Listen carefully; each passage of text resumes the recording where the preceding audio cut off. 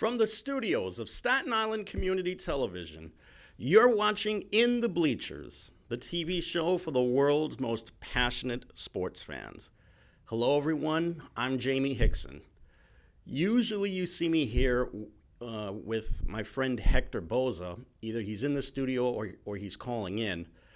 Hector, to be quite honest with you, I'm not really sure where he is right now. He's kind of sort of incognito tonight. So in the meantime, we're going to share with you a very interesting story. But before I do that, I want to let you guys know that if you have a story of your own that you would like to share on the show, then we would love to know about it. So contact us through Facebook, Twitter, Instagram, YouTube, and Snapchat to get your story heard. And you can also see past reruns of the show on Facebook and YouTube and Twitter.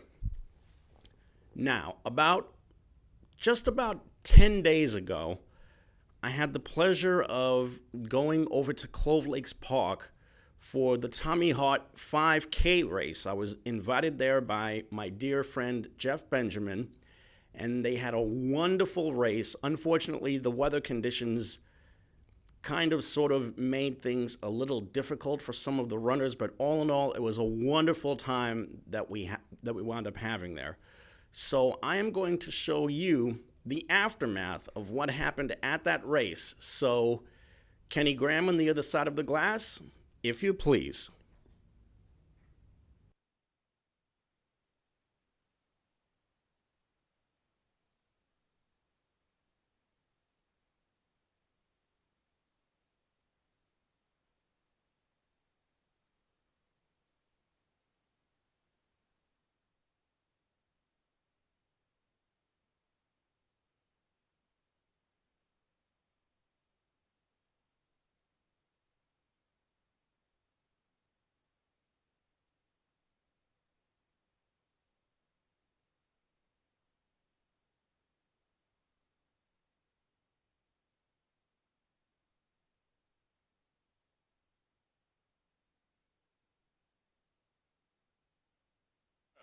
All right, thank you.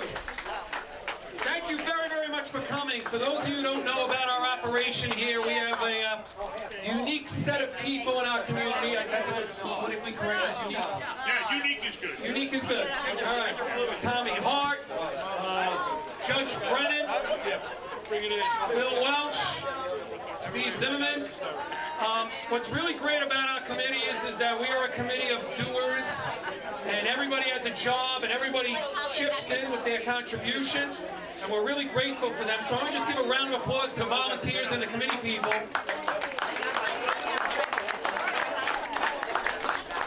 And I expressly want to thank Tony Galata. Tony Galata sponsors Bill Rogers' appearance today. So thank you, Tony.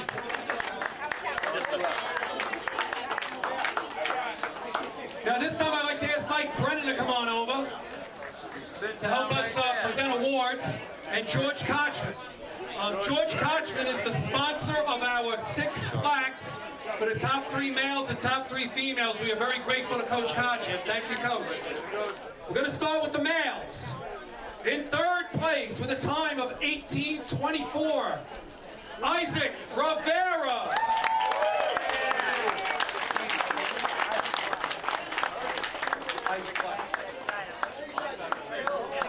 Okay, anybody want to take Isaac's plaque for him? Okay. Our 2nd place finisher, at a time of 17 minutes, 39 seconds, Joseph Roncalli.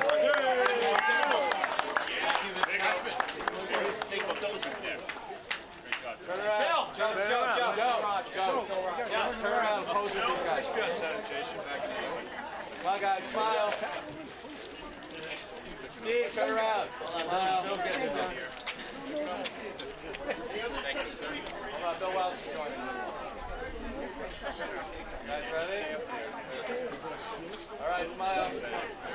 Everybody look here. Coach, copy. Here, guys. Got it. And the champion who will be receiving the Art Hall Memorial Award. Art Hall was one of Staten Island's greatest distance runners.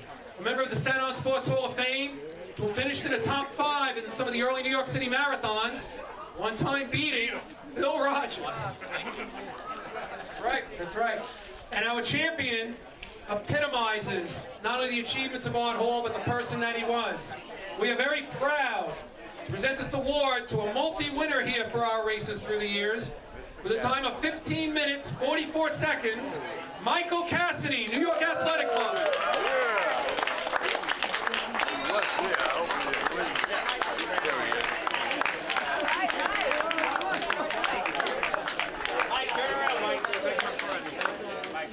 Mike, turn around.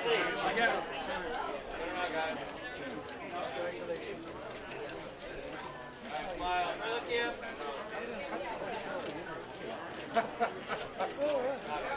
I do know all the shortcuts. Hey guys, thanks for coming out today. This is a great race to support. It's great to honor Tommy Hart, who is a legend of Staten Island running. I don't know where he gets his suits, but I really would like to know because they are fantastic. And special thanks to Jeff Benjamin for creating this great event and all the volunteers from the Staten Island Athletic Club, Steve Zimmerman and the others. It's the running community here on Staten Island is really great, and I think we should all take time to appreciate how awesome it is that we have special events like this so often. So thanks again and enjoy. All right. Good job. Thank you, Michael. Good job, Mike. Okay, now the females, the third place finisher. It is a great deal of pride that the winner of the third place female with a time of 21:49 is Amanda Benjamin.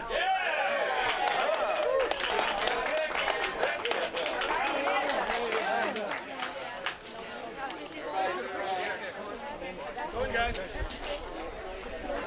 Maybe you can slide Bill in there without him. George, when you get in. George, turn around. Smile, guys. Good job. Okay, in second place with a time of 20 minutes, 18 seconds, Melissa Kraker. All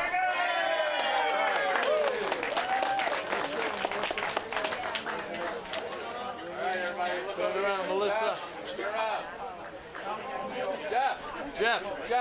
Stop talking. Oh, Jeff.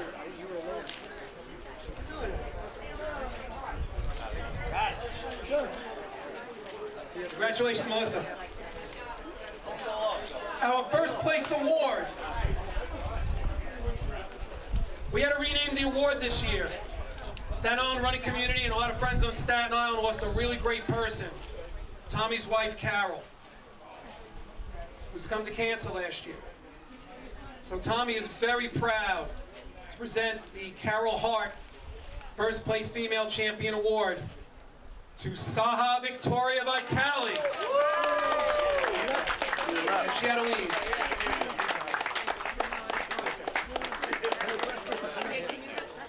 Tommy Hart would like to say a couple of words. Ladies and gentlemen, thank you very much for coming out today. I appreciate it. My time is getting slower and slower each day. I'm going back in the hospital again Friday, get another surgery, so I'm still running. They don't want me to run no more, but I'm still here. Boy. Blood don't bleed, there's my arm over here. But I'm okay. Thank you all for coming. I really appreciate it. But I will be back out there running again. Thank you, Tommy. Okay, our judges have decided the best male costume and female costume. I'm only reading this. I did not write this down. I'm not taking any responsibility. The committee gave honorable mentions to Tony Galata and everyone who dressed like Wonder Woman. Those are honorable mentions. But the top prize to the male, Batman and Robin in the Batmobile carriage. Batman and Robin in the Batmobile carriage. Here they are. Stick around. Okay. And the female champion, best costume, Catwoman with the nice tail. Hey, I didn't write this. I said I'm not responsible. Here are our costume winners. Can Bill come on over and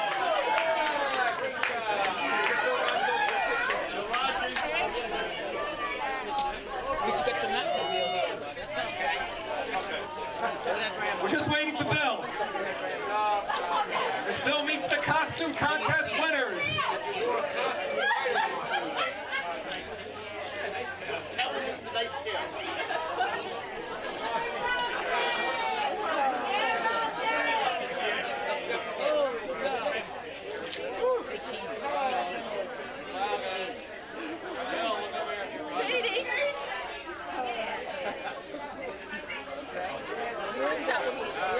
gentlemen, Bill Rogers will conclude with some final words, and then we'll get some music, and thank you for coming. But Bill came all the way from Massachusetts in that crazy Friday traffic yesterday.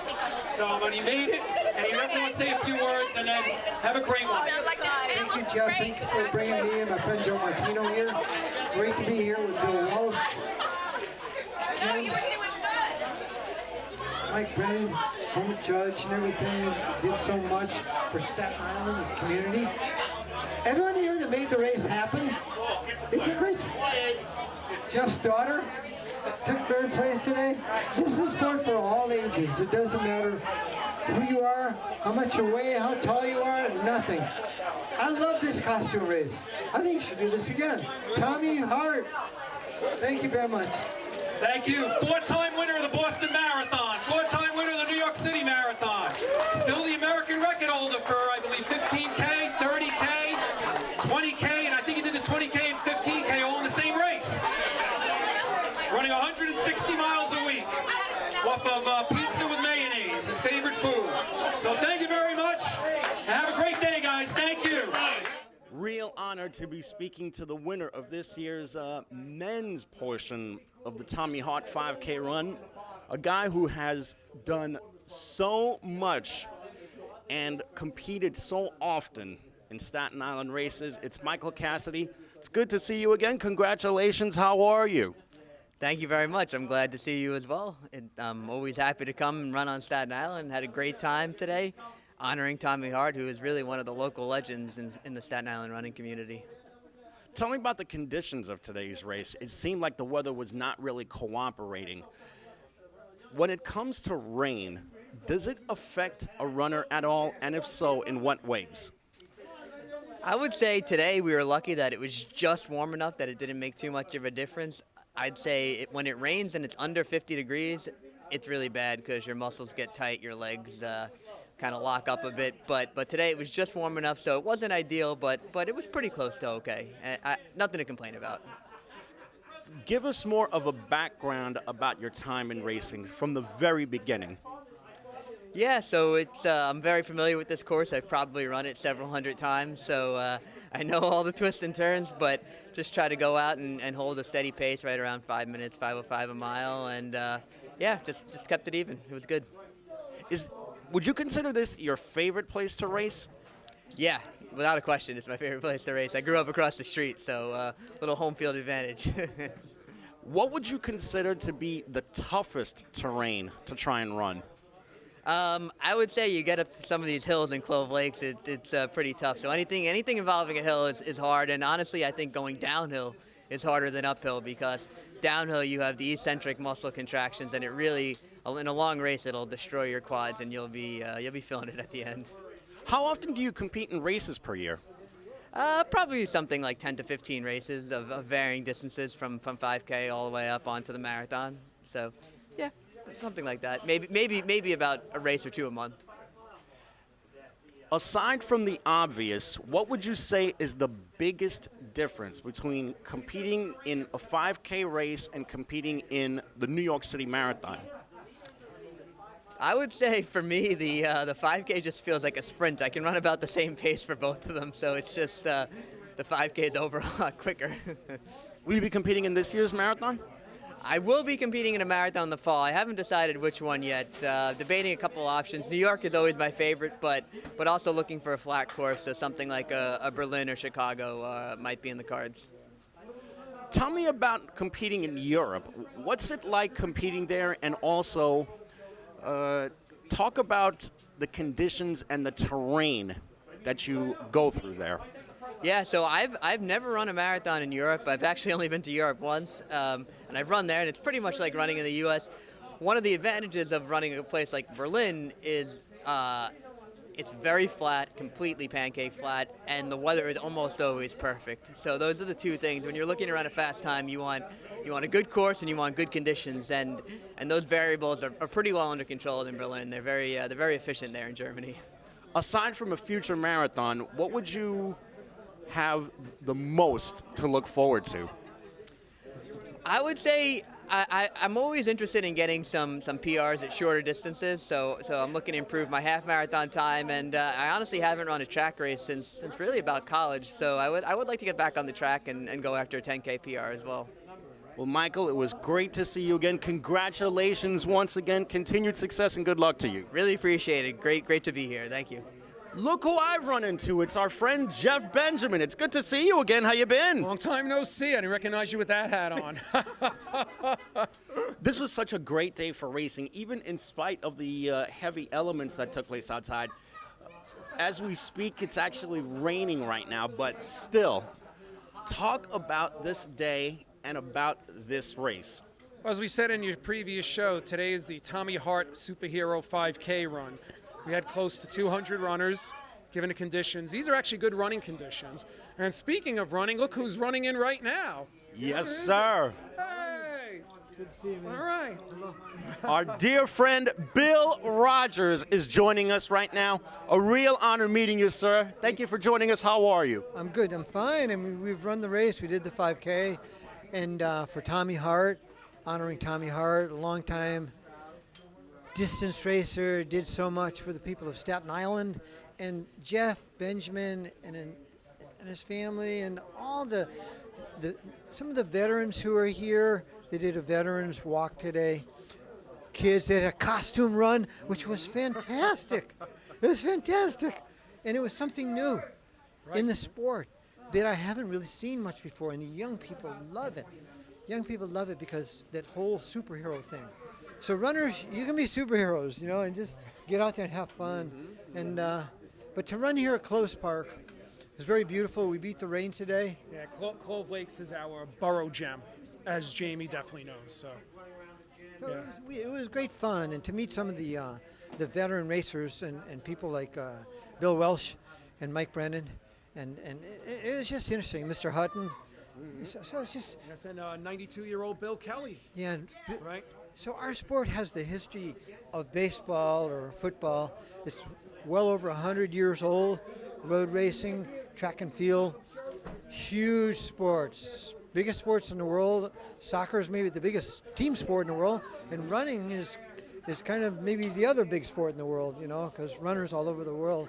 But here in Staten Island, you have a great leader in Jeff Benjamin. You really do. No, I appreciate that, but you know what? I have a group of 25, 30 people on my committee.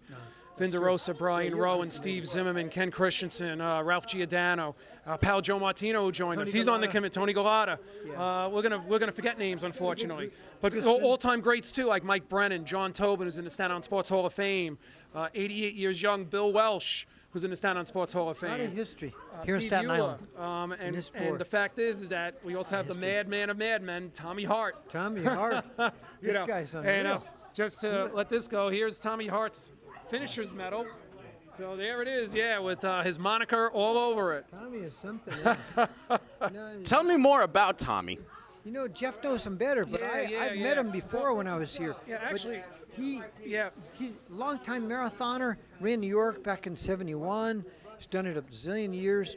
Had some injuries as a military veteran, you know, but this guy is unstoppable. He's like the superhero thing. Well, when you take a look at him, he really is like this. This is what he's like. And he's just, he's a different dude. He's a character. Yeah, you know, Bill and Tommy are around the same age. Guts. And as many sports people know, Bill gave up the sport a little bit in his senior year of college, and for about a 3-year period, Bill was smoking Winston's and martinis. Yeah, of course. Something like that, right? I still like them a little. Yeah, and then Bill returned to running, and his rise was unreal. Tommy never did that break, and Tommy ran nonstop right now since 15 years old, and he's 71 years old. And he's run the South Pole Antarctic Marathon. He's run the Great Wall of China Marathon on the Great Wall, 26 miles along the Great Wall. 100 marathons total. Yes. Which is maybe almost the human limit. You know? I mean, you're really pushing it. He's pushing himself really hard. Yeah. He's a tough Irish dude, you know, but he has a heart of gold. He has a heart of gold. Sure does. And that's what counts in the end. And here's one of our great volunteers, Frank DeSalvo, 2 Mile Frank, the legend of Staten Island. Thank you, Jeff. right. Good to see you here, Bill. Thanks for coming out for us here. And Kiwanis Club is supporting all the races here on Staten Island. We have our president here, Vincent DeRosa, yes, our great president. Our club secretary, Steve Euler, yes. and Brian our Rowan. president, Brian Rowan here. Look, we support the running community as best we can. We think it's not just a running community, but a community, which is part of what Staten Island folklore is all about. Right. And last but not least, Tommy, come on over here. The marathon man Here he who this is. race Here he is is. sponsored for. Tommy Hart, the marathon man. Great job, Tommy. Thank you very much. I appreciate everything you guys ever did for me. Good team here. But as you see, I did my marathons. I got 100 marathons under my belt with me. I wasn't supposed to run today because I'm going for surgery Friday morning. Again. Because like my arms are all black and blue. Because my whole center's all blocked up. But I enjoy my running. I don't care. I got a half marathon Saturday morning, the day after surgery. Am I going to do it? I don't know yet. Wait, how many knee surgeries? 6. Six knee surgeries. With 2 knee replacements. Two knee With 2 knee, He's an Iron Man. with 2 knee replacements. Okay. There's one right there.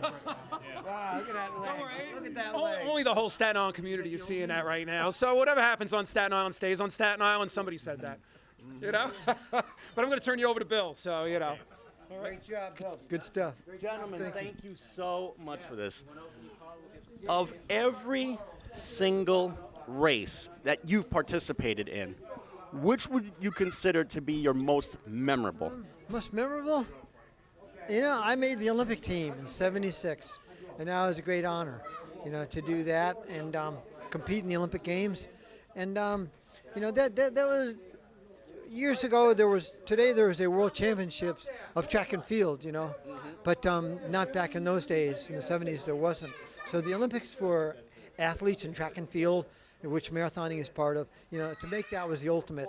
You know, I ran New York City, I won New York and Boston marathons. I love that. It was a great honor too.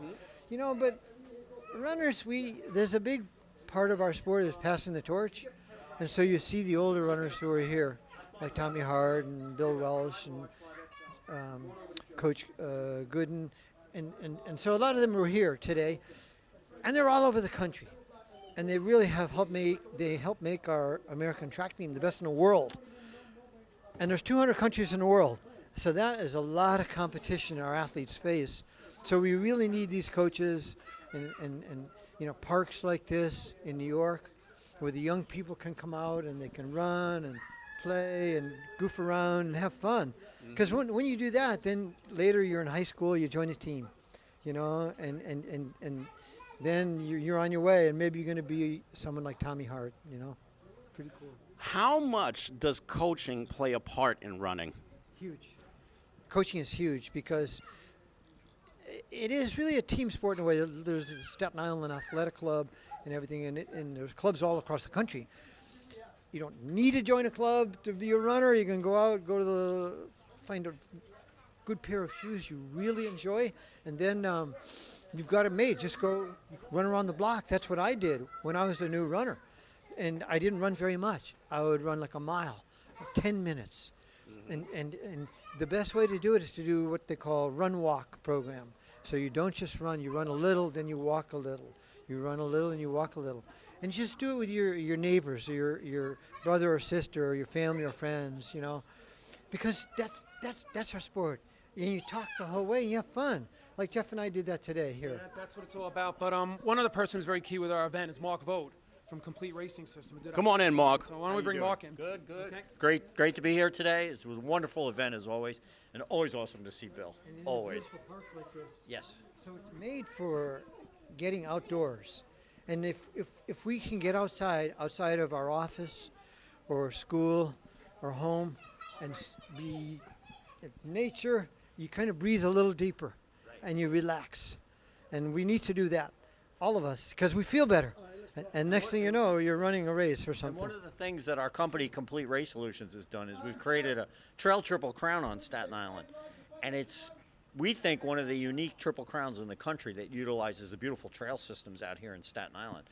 So not only has road racing become popular, but trail racing as well. And like Bill says, as long as you're out there running, enjoying nature, it's just an amazing thing. I think there are 30 million Americans who run today, and 500,000 Americans will run a marathon.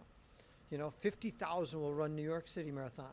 When I ran New York in 1976, the first 5 borough, 2,000 runners. It was the biggest race in America, one of the biggest in the world. So this is a booming sport. You know, it's all over the world, but I think you need the people that are going to stand behind it, and so they're all here today. And Staten Island has a really, really cool history in the sport. I wanted to touch on something that you mentioned before about wearing sneakers. People would think that that would be the easy part, but picking out a pair of sneakers to compete in is a lot more complicated, correct? No, you are right. It is complicated, and you want to try in 3 or 4 different pairs of shoes, lace them up, you know, jog in the stores. Most of the stores will let you go outside, move a little in them, lace them up pretty tight like you're going to run in them. And don't get shoes too small, because if they're too small, they hurt your feet and you'll get injured. Make them maybe a half a size bigger than your street shoe, you know, and the shoes today are great, and all the companies have good shoes. And it isn't one company necessarily, you know, that has the best shoes, but everyone's got a different foot. It's like your fingerprint. So what's good for you might not fit me so well, or you know. So you have to spend some time at the store, and the stores they're glad to do that. You know, they want to meet you, and the running stores do so much for communities, because our sport is really, there's competition, but there's friendship, and there's your health. And Americans, I travel all over the country, and I've done it for 40-some years, and I've seen women are out there in equal numbers as men, and they brought their kids to our sport. That helped build the sport, you know, and so people want their health in America, you know, and the doctors will talk to you today and say, well, try to get out and walk, or try to get out on your bike. You don't have to run the marathon. The marathon is just a quest. It's a challenge, you know. Can I do this? Can I do this? You know, because it's tough for everybody. But it's doable by everybody, too. They used to think the marathon was bad for you. It was bad for your heart, bad for your knees. Today, we know it's good for your heart to be active, good for your knees to run or walk, bike or swim, you know. So everything has changed over the last 30 years. Everything has changed. In the athletes in other sports like football and basketball, you know, they know a lot about exercise science too, you know, and we're starting to look at our diets different today, and, you know, eat different foods, because people are living longer. They want to live good. They want to live good. And that's what I think Staten Island Athletic Club is about, you know, live good.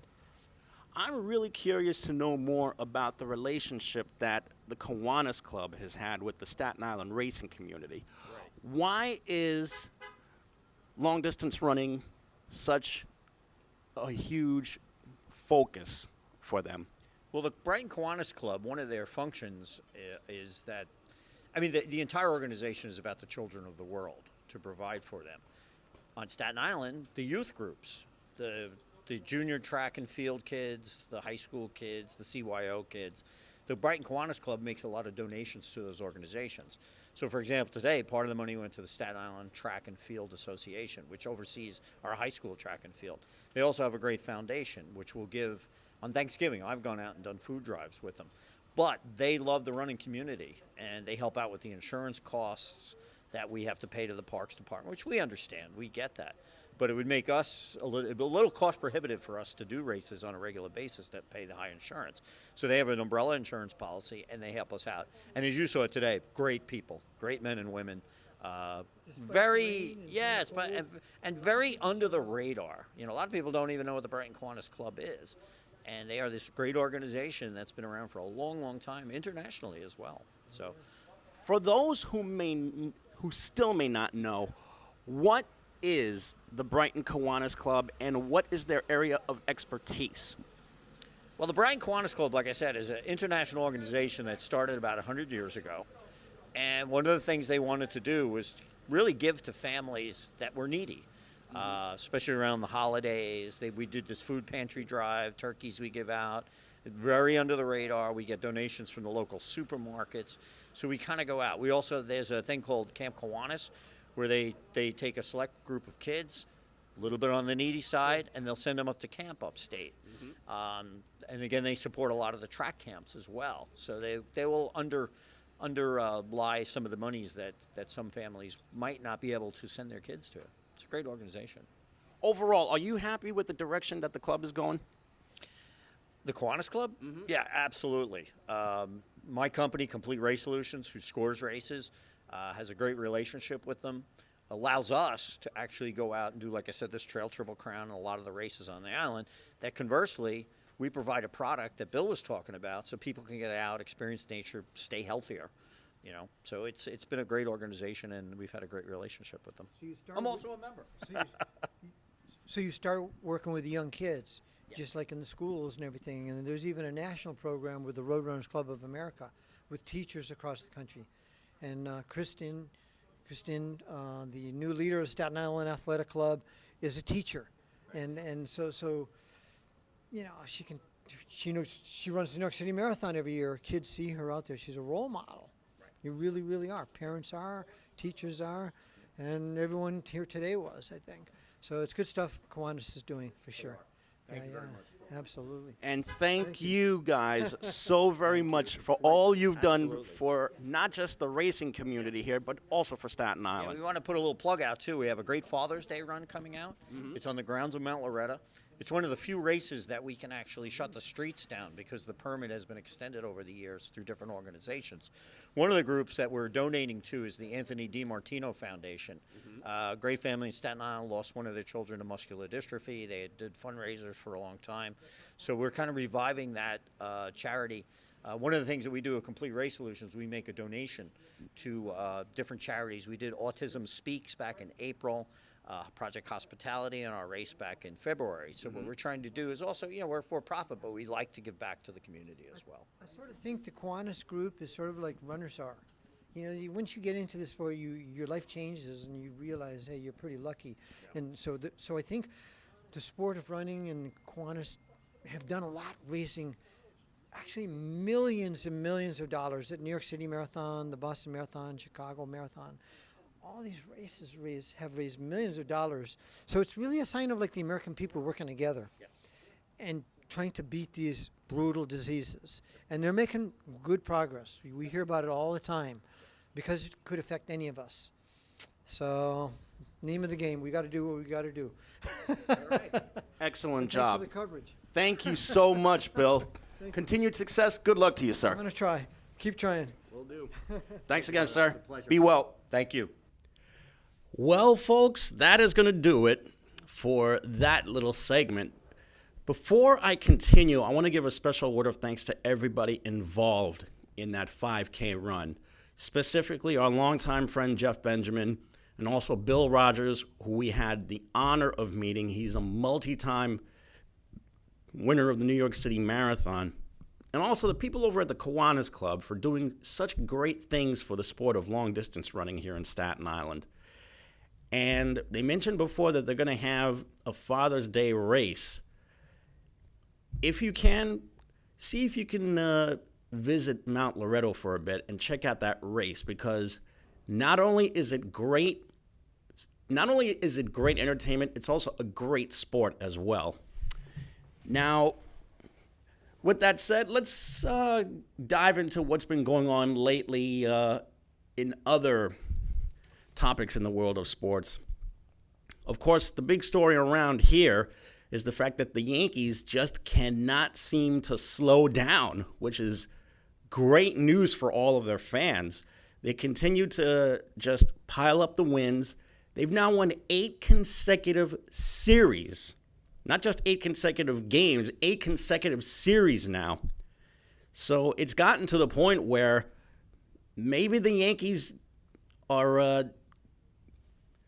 covering up their weaknesses a little bit. We're not really sure, because there's still the issue of starting pitching. And even though they were able to get a couple of really good starts over the weekend, you have to wonder about how their starting pitching is going to be able to hold up for the last 3 quarters of the season. Just yesterday, they got a huge start from Sonny Gray, who has been up and down for the start of the season. But he got 8 really strong innings in yesterday against Kansas City. And then over the weekend, this past Saturday, the Yankees once again were able to use the long ball to really pile out some runs. And as always, it's Aaron Judge, it's Gary Sanchez, even some unsung heroes like Tyler Austin. Giancarlo Stanton was able to get himself a big dinger. And there's even been some talk that maybe the Yankees might have made a mistake in trading Starlin Castro to get Giancarlo Stanton. We're a quarter into the season. I think we should reserve judgment until maybe August or September to see exactly where Stanton fits in to this lineup. That's one thing. Another thing is this. Luis Severino has quickly become the ace of that staff. He's long been the ace of that staff. He's pitching with so much confidence right now. He's attacking the hitters, more importantly, and it's gotten to the point where you might even see him make the All-Star team in a couple of months. But then again, that's a story for another day. In that American League Eastern Division, the Red Sox continue to get outstanding play from J.D. Martinez and Mookie Betts, two guys who've been supplying a lot of power for them. In fact, those guys are 1-2 in the American League in home runs right now. Not only that, but they seem to really get a lot of great defensive play, not just from Betts, but also from Jackie Bradley Jr. as well. Now, if they can solve their pitching problem, specifically that of David Price, I think the Red Sox and the Yankees are going to have a really great race for that Eastern Division title in the next couple of months. And as far as the Mets are concerned, at least the Mets were able to get themselves a big sweep of their weekend series with Arizona, a team that was playing some really good baseball lately, even in spite of the fact that Paul Goldschmidt was off to a rather slow start. Other than that, the National League East has become a two-team race between the Braves and the Phillies, of all people. Just recently, the Braves wound up calling up their hot prospect, Ronald Acuna, and he's been hitting the tar out of the ball. And because of that, the Braves and the Phillies are having a real race for the top spot in the National League East. Other than that, Washington has been very, very up and down. Florida has been a complete mess. The Mets at least were able to right themselves with that sweep of Florida over the weekend. And, of course, now you already know that the Mets traded away Matt Harvey to the Reds, and they wound up getting a catcher out of it. So it's gotten to the point where the Mets might have to rely on the new catcher that they wound up getting from the Reds in order to get some production from behind the plate. Other than that, the injuries are just continuing to mount for that franchise. Yoenis Cespedes has been hurt. Juan Lagares looks like he's going to miss the rest of the season because he has cartilage damage in his big foot. His big toe of his foot.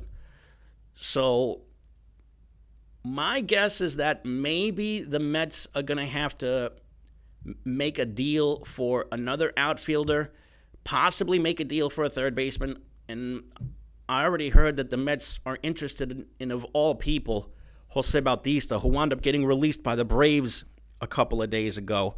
That is probably the single worst thing that they could do, is to get someone who is painfully past their prime right now. All they got to do is at least wait for Todd Frazier to come back from the disabled list.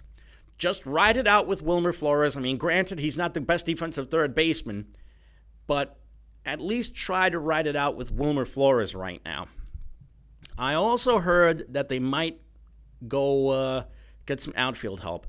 And I just heard that Dominic Smith, who had been their first baseman, is now taking up a little bit of time in the outfield for the sole purpose of probably bringing him over here for a trial and trying him out either in left field, in all likelihood in left field, because right now center field and right field are occupied by Michael Conforto. Other than that, the Mets also wound up bringing in Luis Guillorme to play the infield for a little bit, to give Asdrubal Cabrera a little bit of time off, since Cabrera has been taking a lot of time at second base and has been their best player right now. He's been overall their best player and their best hitter. But knowing all the time that he's been getting, it looks like the Mets are going to have to spare him at least a day off or two in order for him to get his second wind right now. As far as what else the Mets will try and do, don't be surprised if you see them maybe make a deal for another starting pitcher, because now that Matt Harvey is gone, it's down to Noah Syndergaard and Jacob deGrom and Steven Matz and Zach Wheeler and the slumping Jason Vargas that have rounded out that rotation.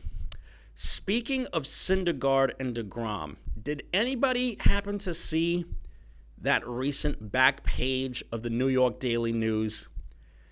The Daily News wound up photoshopping a couple of pinstriped Yankee home jerseys onto Syndergaard and deGrom.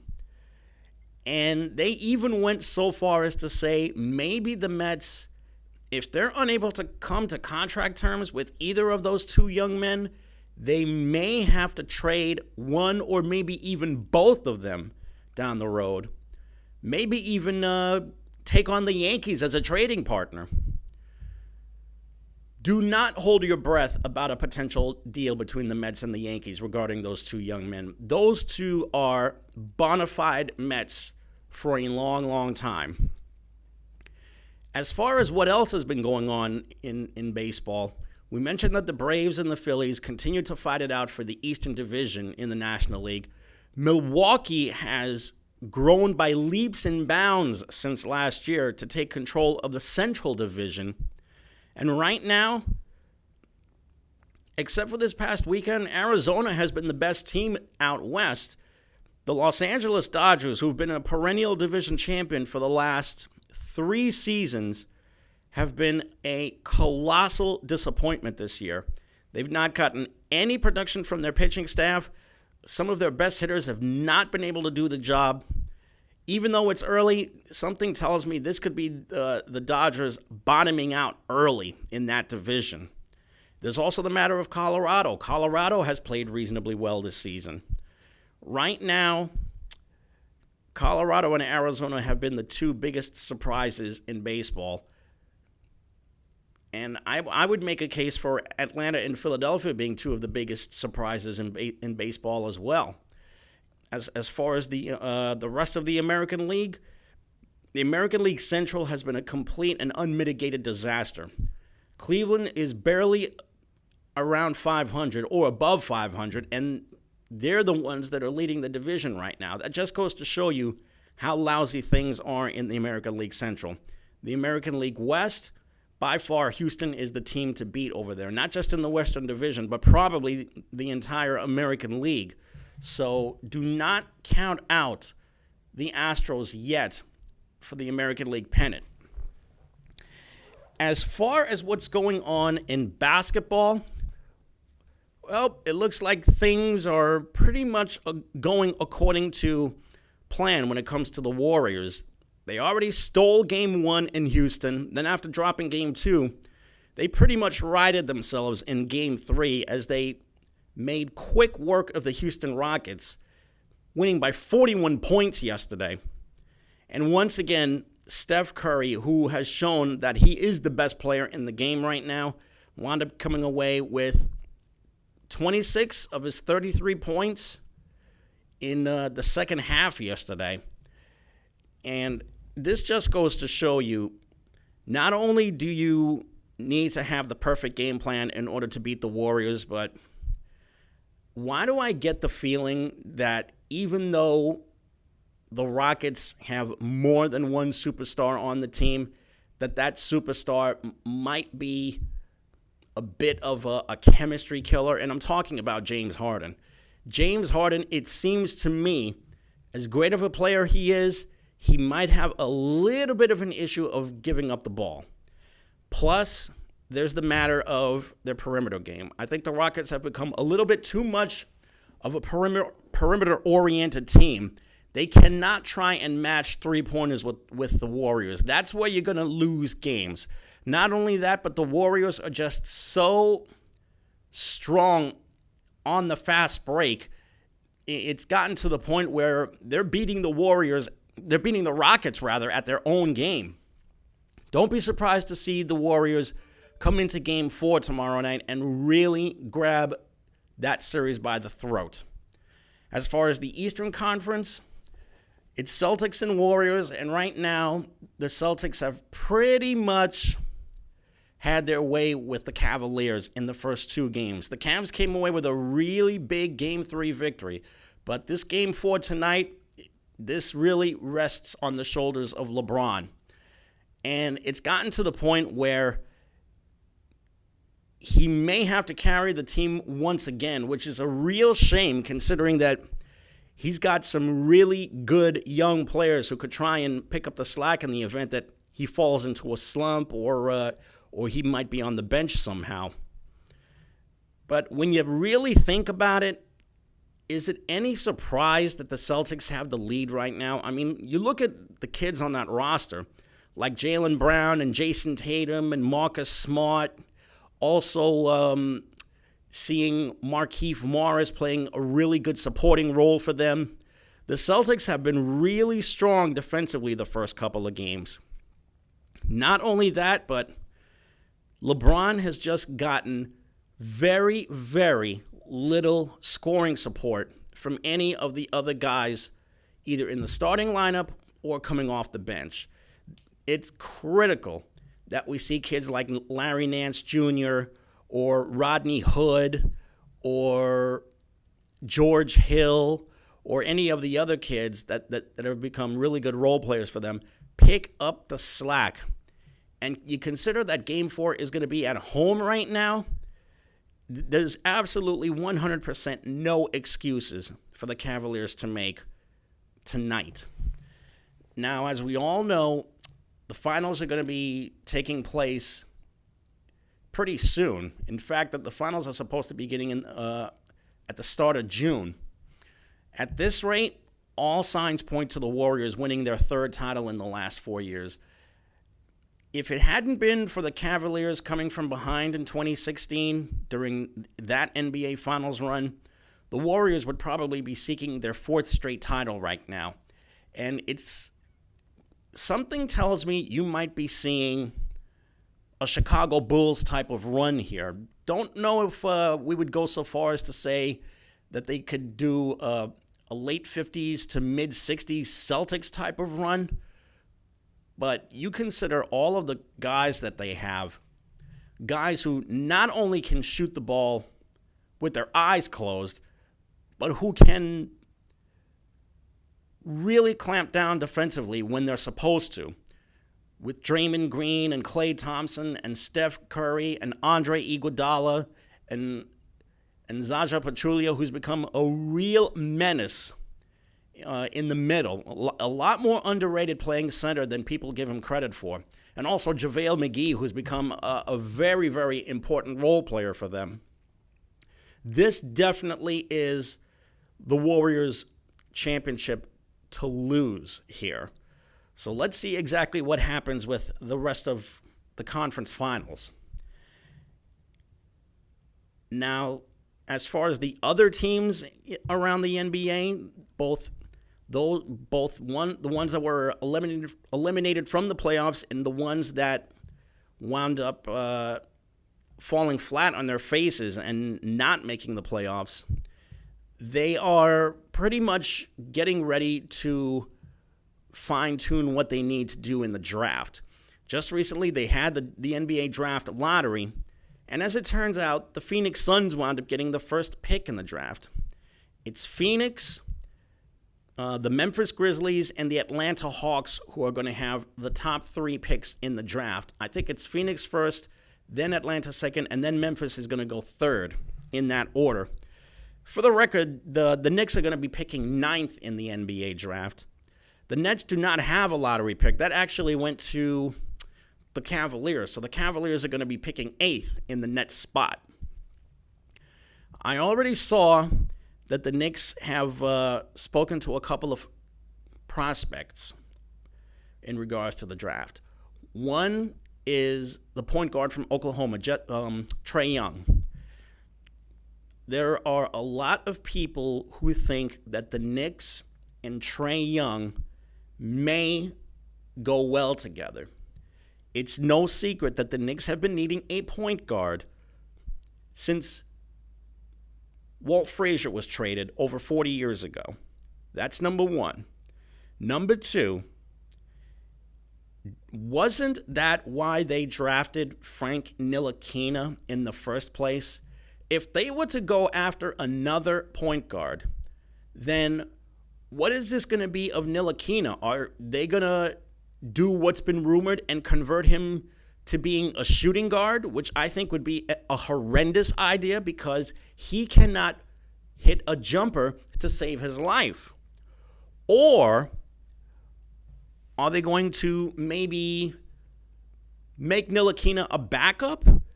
Maybe make him a 6th man coming off the bench? I really don't know what their plans are. And when you think about it, I couldn't even begin to tell you what to make of any plans that they have right now. Excuse me. One thing's for certain, though. At least they were able to get the right coach for their franchise, though. I know there's been a lot of talk about the fans wanting Mark Jackson, but let me tell you, David Fizdale is a guy who has paid a lot of dues in this sport, and he started his journey as a coach really young. Coming out of Loyola Marymount in Los Angeles, he wound up getting his first job in the NBA, I think working for Pat Riley on the Heat, but it wasn't as it wasn't as an assistant coach. It was wait a minute. I'm thinking of Eric Spoelstra. It was Eric Spoelstra who got his first job in Miami as a video coordinator. But David Fizdale is a guy who's paid a lot of dues in this game. He spent almost a decade as an assistant in Miami, where he worked for one of the most demanding coaches in the game, and he wound up coming away with 2 championships out of it. That's number one. Number two, he's also bounced around with several other teams. Also got himself the Memphis job for just over a year. And he took a team that was pretty mediocre and made them a playoff team his first season there. But the second season was totally not his fault. After a 7-12 start, Fizdale wound up getting fired for no reason whatsoever. You have to consider who he had on that roster. I mean, Zach Randolph had left. All they had was Marc Gasol and Mike Conley Jr., who's had a long history with injuries, and he just signed a big contract too. So now that he was available, naturally the Knicks were going to be able to go after him, and I think they made the right choice getting Fizdale. He's a guy who is going to try and really pick up the pace offensively. Defensively, we're not really sure what he's going to try and do, but I will say this. He's really big on guard play. So you consider Ntilikina and Trey Burke, who had a decent enough trial run with the Knicks last year after being signed off the scrap heap from the G League. And there was also Isaiah Hicks, who was there for a short time. When you think about it, oh, and also Emmanuel Mudiay as well, who they wound up getting from Dallas. And Mudiay had an okay trial in his half season with the Knicks. When you think about it, that trio sounds okay scoring-wise. Defensively, Mudiay and Trey Burke cannot guard the chair that's out in the lobby right now. That's how badly they are defensively. Frank Ntilikina, at least he could use his 7-foot wingspan and his 6'5" in height to try and get matchup advantages, both offensively and defensively. But man, he's got to work on his jumper in the worst way because he cannot shoot whatsoever. The thing about Trae Young is more of a scoring point guard than a pass-first point guard.